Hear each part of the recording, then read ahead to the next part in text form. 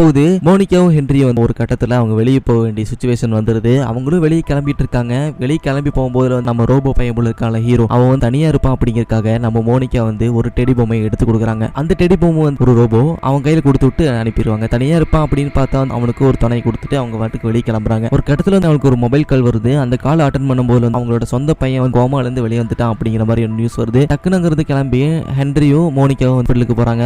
ஹாஸ்பிட்டலுக்கு போனவங்க வந்து பாத்தீங்கன்னா பையன் நல்லா கியூர் ஆயிட்டா அப்படிங்கறனால அவனை டிஸ்சார்ஜ் பண்ணி கூட்டிட்டு வந்துடுறாங்க. அந்த பையன் வீட்டுக்கு வந்த பிறகு நம்ம ஹீரோக்கு கொஞ்சம் புதுசா இருக்குது. அந்த பையனுக்கு அந்த பையன் இருக்கிறத பார்த்தீங்கன்னா கொஞ்சம் புதுசா தான் இருக்குது. ரெண்டு பசங்களையும் மோனிகா வந்து தான் பையன் மாதிரி வளர்த்திட்டு இருக்காங்க. ரெண்டு பேத்துக்கு ஈக்குவலான பாசம் கொடுத்து வளர்த்திட்டு இருக்காங்க.